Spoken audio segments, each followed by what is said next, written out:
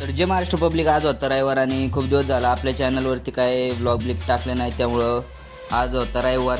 तर मग यांना सकाळी सकाळीच पारूसं उचललं आणि चला म्हणलं आपल्या मिनी ब्लॉगला पण काहीतरी कंटेंट होईल. आणि बाळाला दिली गाडी चालवायला. तर बाळा बघा कसा एका हाताने फोन सांभाळतो आणि एका हाताने गाडी.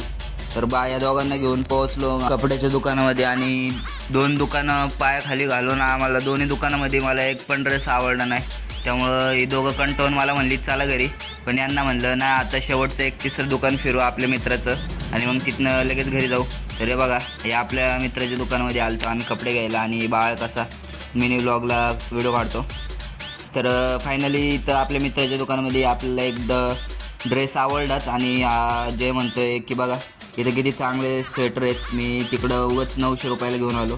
त्याला म्हणलं इथं बी चांगलंच रेट असेल, नाही म्हणला इथं कमी. हे आपला मित्र हर्षा आपल्या हो इथं कामाला आहे आणि हे बघा या बाळ्याला दाखवतो आणि म्हणला बाळ्याला मीच तुला दाखवतो कसं आहे.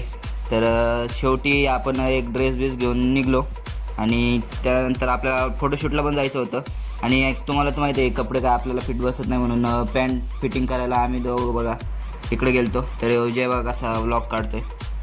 काही जे ब्लॉगर से तुला भंगार आहे त्याचे ब्लॉग बघण्यासाठी जाऊ लेट करते सगळे भंगार आहे म्हणजे इंच पॅन्ट अल्टर पाहिजे काय करत जाऊ बच्चे नाही नसतं भंगार माझा फोन बघा 80,000 का फोन आहे 80,000.